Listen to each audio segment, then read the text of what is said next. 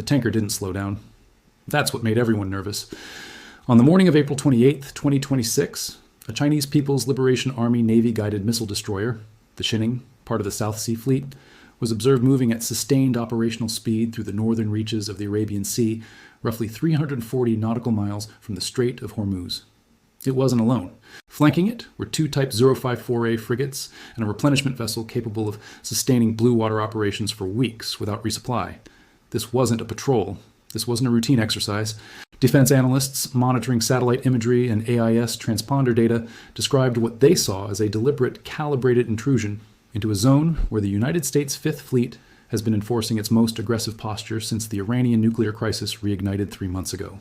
And in the 12 hours that followed that observation, oil markets did something they hadn't done since the Russian invasion of Ukraine. They didn't just spike, they fractured. Brent crude broke $97 a barrel before the New York session even opened, and West Texas Intermediate followed within minutes. Traders weren't reacting to a supply disruption. They were reacting to something far more dangerous. The possibility that the architecture of American naval dominance in the Gulf had just developed a visible crack, and that China had walked right up to that crack and stared through it. This is where everything changes. Not because a Chinese destroyer sailed through the Arabian Sea. China has conducted naval operations in those waters before, citing anti-piracy missions and freedom of navigation rights. What made April 28th different was the context. For the past 11 weeks, the United States Navy has been operating what military analysts at the war zone described as a de facto naval cordon around Iranian oil export routes. It isn't officially a blockade. The State Department refuses to use that word. But functionally, that's exactly what it is. Fifth Fleet assets, including the USS Harry S., Truman Carrier Strike Group, and a rotating screen of Arleigh Burke-class destroyers, have been intercepting, inspecting, and in several documented cases, turning back Iranian oil tankers attempting to move petroleum through the Gulf of Oman and into the broader Indian Ocean shipping lanes. According to Reuters, Iranian crude exports had already fallen by an estimated 4 million barrels per day since the cordon began, a gut punch to a regime that was already operating under crushing economic pressure from a renewed and significantly expanded sanctions architecture that the Biden-era diplomats spent 3 years trying to avoid, and that the current Washington administration implemented with remarkable speed beginning in January. Iran had been screaming about this cordon at the United Nations. They called it piracy. They called it an act of war. They submitted formal complaints to the Security Council and received, predictably, a Russian and Chinese veto on any resolution that would have constrained American naval activity. What they didn't do, what they couldn't do, was physically challenge the Fifth Fleet. The IRGC Navy had learned from previous confrontations that harassing American warships in the Gulf produced headlines but not results. The Islamic Republic simply didn't have the blue water capability to sustain a meaningful naval challenge against a carrier strike group. So the oil kept getting stopped, the economy kept contracting, and the regime in Tehran found itself in a position that multiple foreign policy analysts described, quietly and off the record, as existential. But Tehran had a phone, and whoever answered that phone in Beijing apparently decided that something needed to be done, not for Iran's sake necessarily, but for China's own strategic and economic interests, which had become dangerously entangled with Iranian petroleum. Here's what most people don't know about the structure of China's energy dependency as it stood in early 2026. According to IMF estimates and shipping data compiled by Bloomberg Intelligence, China had been absorbing somewhere between 85 and 90% of Iran's remaining oil exports, the portion that wasn't being intercepted by the American cordon, at heavily discounted prices through a shadow fleet of tankers operating under flags of convenience, primarily from Gabon, Panama, and the Cook Islands. This arrangement had been running since 2022, expanding steadily through 2024 and 2025 as Western sanctions drove Iranian oil deeper underground and deeper into Chinese refineries. By early 2026, Chinese state-owned refiners Sinopec, CNOOC, and several provincial entities had structurally incorporated this discounted Iranian crude into their operational models. The economics were too attractive to abandon. Iranian oil was arriving at Chinese ports at somewhere between a $15 and $22 per barrel discount relative to Brent. For refiners processing millions of barrels per month, that discount represented billions of dollars annually in margin that would simply evaporate if the supply stopped. And now it was stopping. The American cordon, tightening week by week, was disrupting the shadow tanker network with increasing effectiveness.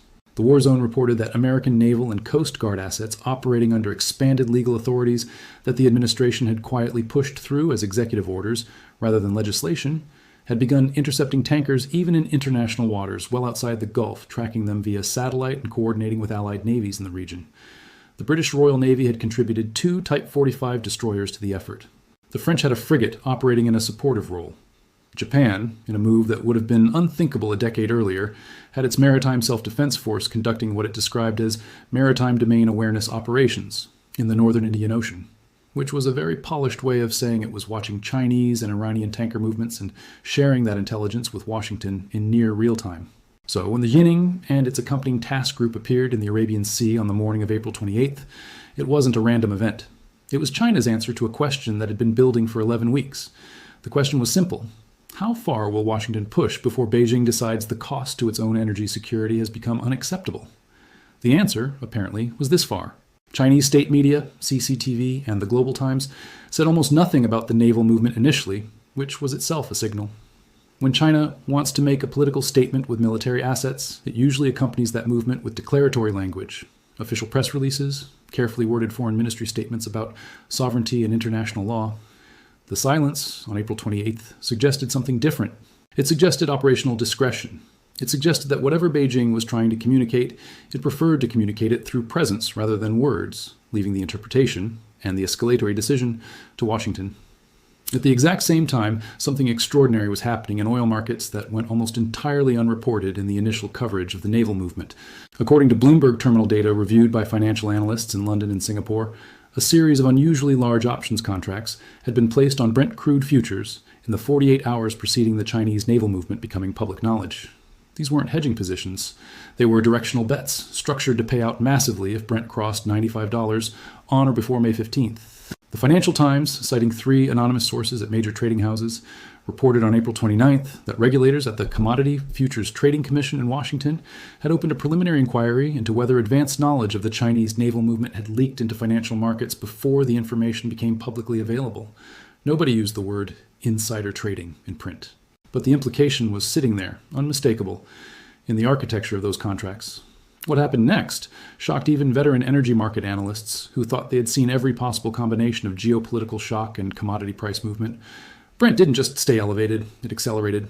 By the close of Asian trading on April 29th, it had touched $99.40 per barrel, a level that triggered automatic review mechanisms at the International Energy Agency, which began convening emergency consultations with member states about the potential release of strategic petroleum reserves. The United States Strategic Petroleum Reserve, already partially depleted from the releases of 2022 and only partially rebuilt since then, was holding roughly 380 million barrels.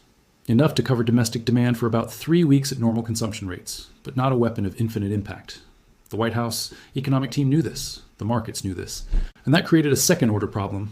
If SPR release was perceived as Washington's primary tool for managing the oil price spike caused by the China-Iran crisis, the credibility of that tool would begin eroding in real time as traders calculated exactly how many barrels stood between the administration and a genuine supply crisis. But that's not even the most dangerous part. The most dangerous part was what was happening inside Iran while all of this was unfolding. Multiple intelligence assessments, portions of which were described to AP journalists by senior American officials speaking on background, suggested that the regime in Tehran was not speaking with one voice about how to respond to the American cordon or the Chinese naval intervention. The pragmatist faction, centered around figures associated with the economic reform wing of the Revolutionary Guard's civilian-facing operations, and some members of the current parliament, had been arguing for weeks that Iran needed to find a negotiated off-ramp before the economic damage became politically unmanageable. Inflation inside Iran had crossed 48% in March, according to data compiled by Al Jazeera's economic unit. The Iranian rial had lost another 23% of its value against the dollar in informal currency markets since the cordon began. Fuel subsidies that kept the regime politically stable were being funded by drawing down foreign exchange reserves that were, by multiple estimates, running dangerously low. Against this pragmatist faction stood the hardliners, concentrated in the Revolutionary Guard's naval and aerospace commands, who were arguing that backing down now would be existential in a different sense. In their calculus, any capitulation to American naval pressure would signal to the Iranian population and to regional rivals that the regime could be squeezed into submission. That signal, in their view, was more dangerous than the economic pain itself. This is the classic authoritarian dilemma in the face of external pressure, and it's a dilemma that American strategic planners were watching with intense interest and what seemed from the outside like carefully managed patience. The cordon was designed on it, and this is important, not to trigger an Iranian military response that would require an American counter-response and drag Washington into a direct military engagement it didn't want. tea was designed to create exactly the kind of internal fracturing that multiple Iranian officials were now experiencing.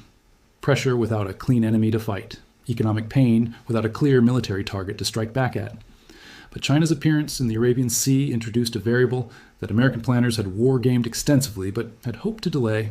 The core question in those war games was always, at what point does Beijing decide that protecting its energy supply chain requires a direct physical presence in waters where the United States is effectively setting the rules? The answer, it turned out, was at the point where Iranian crude exports to China had been reduced by enough to materially affect Chinese refinery margins, which, according to Goldman Sachs analysts cited by Bloomberg, had happened in the third week of April when the effective disruption of shadow tanker routes became severe enough to create spot shortages at certain coastal Chinese processing facilities. Beijing had its own internal political economy to manage. The Chinese Communist Party had spent years selling economic competence as its primary legitimating narrative.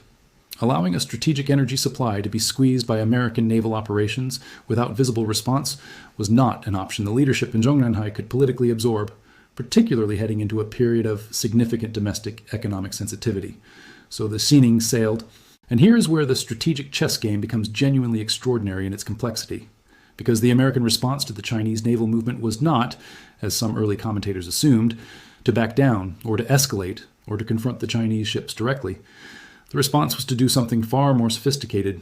According to Defense News, within 18 hours of the Chinese task group's position being confirmed by satellite, the commander of Fifth Fleet requested and received authorization to position the USS Gerald R. Ford Carrier Strike Group, which had been operating in the eastern Mediterranean, to begin a transit toward the Red Sea and the Gulf of Aden. This wasn't a direct move to intercept the Chinese ships. The Ford Strike Group wasn't heading to the Arabian Sea.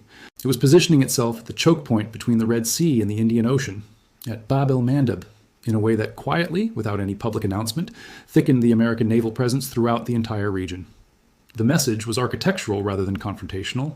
Washington was saying, we see you, we're not retreating, and we have depth. At the exact same time, and this is the detail that energy market analysts were only beginning to process by the evening of April 29th, American diplomatic teams in Riyadh and Abu Dhabi were engaged in urgent consultations with Saudi and Emirati energy officials.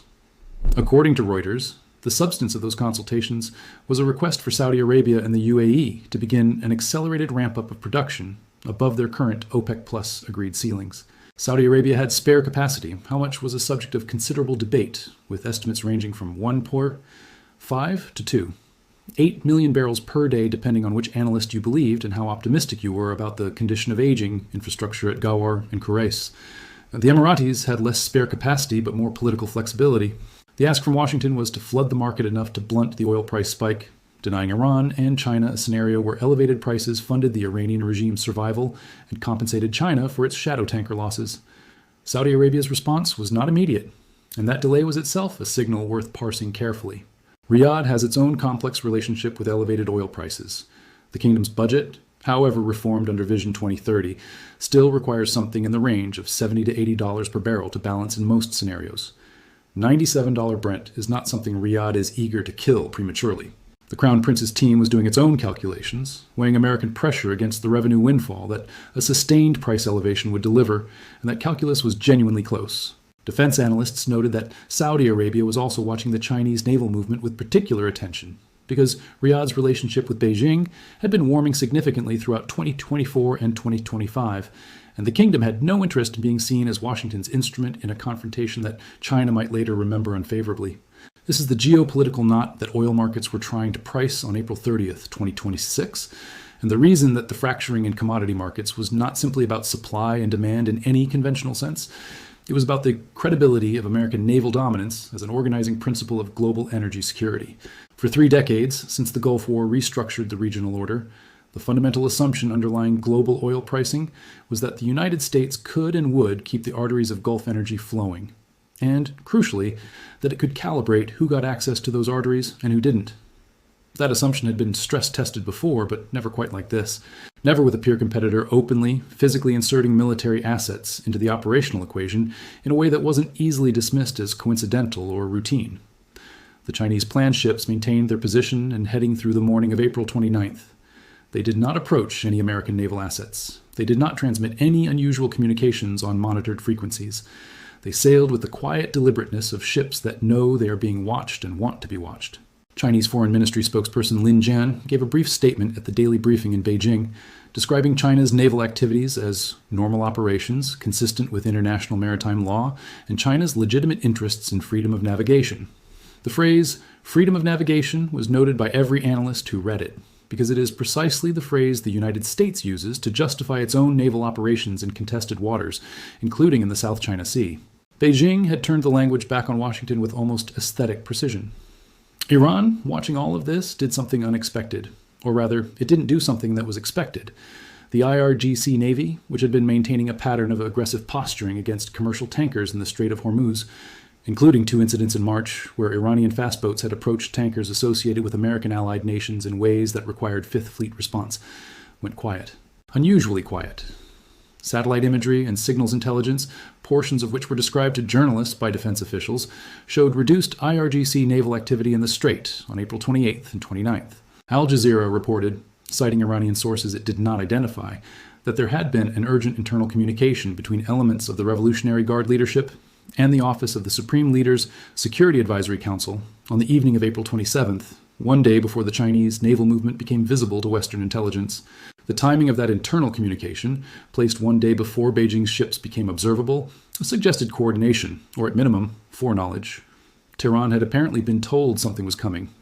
And the decision, whether it came from that communication or from cold, strategic calculation, was to reduce Iranian naval provocations precisely when Chinese ships were entering the picture, avoiding any risk of a miscalculation that would give Washington a clean justification for escalating. It was a sophisticated move, and it revealed something important about how the Iran-China relationship had evolved. This wasn't Tehran acting alone and Beijing opportunistically inserting itself. This looked to multiple analysts examining the timeline like coordinated strategic behavior, with China playing the visible, high-stakes role and Iran playing the role of the actor that doesn't trigger a response that escalates beyond Beijing's comfort zone. The IMF had estimated in its April 2026 regional outlook that Iran's economy would contract by 2% in 2026 under current sanctions conditions, with the contraction potentially reaching 7 to 9% if the oil cordon remained in place through the second half of the year. Those numbers don't capture the social pressure that accompanies economic contraction in a country where the social contract is already stretched, but they capture why Tehran was willing to accept a subordinate role in whatever strategic arrangement Beijing was offering, because any arrangement that broke the cordon was worth accepting, regardless of what Iran had to offer in return. What did Iran offer in return? This is where the reporting becomes fragmentary and where analysis necessarily enters the territory of informed inference. Several defense analysts with backgrounds in Chinese military affairs, writing in foreign policy and at the Center for Strategic and International Studies, had been tracking a set of negotiations that had been conducted at the level of deputy ministers in Beijing and Tehran throughout February and March. The substance of those negotiations, pieced together from multiple partial accounts, appeared to involve several interconnected elements. First, Chinese access to Iranian port facilities, specifically at Bandar Abbas and Chabahar, for naval resupply and potentially for more permanent basing arrangements. Second, an acceleration of Chinese investment in Iranian oil field development, providing Tehran with the technical infrastructure to increase export capacity as a hedge against future disruptions. Third, and this is the element that American analysts found most strategically significant, Iranian agreement to allow Chinese-flagged vessels to load Iranian crude directly at wellhead facilities, bypassing the shadow tanker network that had proven vulnerable to American interdiction and replacing it with a model that would require the United States to directly confront Chinese-flagged ships if it wanted to maintain the cordon's effectiveness. That third element is where the strategic stakes become almost vertiginous. Interdicting an Iranian tanker under a Gabonese flag in international waters is a legally complex but manageable action for an American naval commander. Interdicting a vessel flying the Chinese flag, operated by a Chinese state company carrying Chinese crew, that is an act with consequences that cascade in an entirely different direction. It is the kind of action that requires not a naval commander's authorization, but a presidential decision made with full awareness that China's formal response to such an interception would be unpredictable in its severity and form. Beijing had been constructing, slowly and methodically, a scenario in which the practical enforcement of the American cordon becomes politically unsustainable. Not because American ships can't physically do it, but because the entities they would need to interdict are no longer Iranian, and therefore no longer politically targetable under the same framework. By the end of April 29th, Brent crude was holding at $98.20. The IEA had announced it was monitoring the situation closely, the diplomatic equivalent of not acting. The White House had issued a statement through the National Security Council describing the situation as being managed through appropriate diplomatic and military channels, which told the markets almost nothing about what those channels were or what they were producing. Saudi Arabia had not yet publicly committed to any production increase. The Forward Strike Group was transiting the Suez Canal. The Jinning was approximately 290 nautical miles from the Strait of Hormuz, maintaining speed and heading, with its task group intact and its replenishment vessel confirming that this was not a short-duration operation. Inside Washington, according to multiple sources described by AP journalists as senior officials, the debate was sharp and the timeline was compressing. The argument for escalating the naval response, positioning American assets in direct proximity to the Chinese task group, making the confrontation explicit rather than architectural, was being made by voices in the Defense Department who believed that ambiguity was allowing Beijing to gain ground without paying a price. The counterargument made by the State Department and portions of the NSC was that explicit confrontation risked exactly the kind of incident that would hand China a propaganda victory and potentially trigger the very market panic that Washington was trying to manage. Between those two positions, the administration was threading a needle that seemed to get narrower with each passing hour. And underneath all of this, running like a current below the surface of every calculation, was the question that nobody in Washington wanted to ask out loud, but everyone was thinking. If China successfully breaks the American cordon, if the combination of Chinese naval presence and the Iranian-Chinese flag substitution scheme makes the enforcement of the blockade functionally impossible, what does that mean for the next crisis? What does it mean for the next time an American administration decides that naval dominance in the Gulf is the instrument it will use to coerce a regional power? Because that instrument only works if every actor in the system believes it works. The moment it demonstrably doesn't work, the moment a peer competitor can walk into the operational space and create enough friction to make enforcement impossible, the entire strategic architecture that has organized global energy security since 1991 begins to look different. Not broken, necessarily, but different. Provisional. Conditional. Something that can be challenged. Oil markets, which are ultimately just aggregated human judgments about the future, had already begun to price that possibility. The premium built into Brent wasn't just about the current supply disruption. 4 million barrels per day of Iranian crude was meaningful but not catastrophic in a global market of roughly 103 million barrels per day. The premium was about the scenario tree branching out ahead of everyone who was watching. It was about the world in which this standoff resolves without clear American victory, and what that world looks like for energy security assumptions that have been baked into long-term infrastructure and investment decisions for a generation. By midnight, Karachi time on April 30th, the morning of the day that would require some kind of visible response from someone, the situation had reached a point of crystallization that veteran observers described as unlike anything they had seen in the Gulf in years, not because war was imminent. It wasn't. The professional military establishments on all sides were too careful, too aware of the escalatory risks, too focused on preserving their own operational flexibility to stumble into a shooting incident. But because the standoff had created a moment, the kind of moment that becomes historical, not necessarily for what happens next, but for what it reveals about the moment that preceded it. China was in the water. America was watching. Iran was quiet. Oil was at $98. The IEA was on the phone. Saudi Arabia was calculating. And somewhere in the operational planning centers of Fifth Fleet, officers were preparing contingency protocols for scenarios they hoped they wouldn't need and knew they had to be ready for. The Jinning hadn't stopped. It was still moving, still closing the distance to the strait, still flying its flag with the particular kind of calm that belongs only to a ship that has been told exactly what it is doing and why, and that believes, rightly or wrongly, that the world will blink before it does. Somewhere in a refinery in Shandong province, a shift supervisor was logging a crude inventory update that showed reserves running tighter than the previous week's report. Somewhere in Tehran, a government economist was running models that he wasn't allowed to share outside a very small circle, showing what the economy looks like in September if the cordon holds. Somewhere in Riyadh, an advisor to the Crown Prince was drafting two versions of the same memo. One recommending production acceleration in coordination with Washington, one recommending strategic patience, and hadn't yet been told which one to send. The deadline wasn't formally announced. It didn't have a name or a press conference attached to it.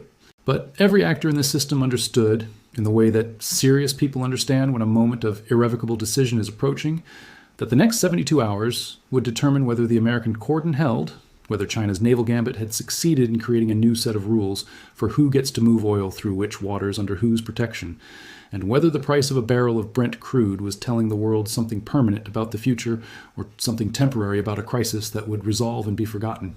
The Jinning was 270 nautical miles from the Strait of Hormuz, and it had not slowed down. Want to be notified when Claude responds? Notify.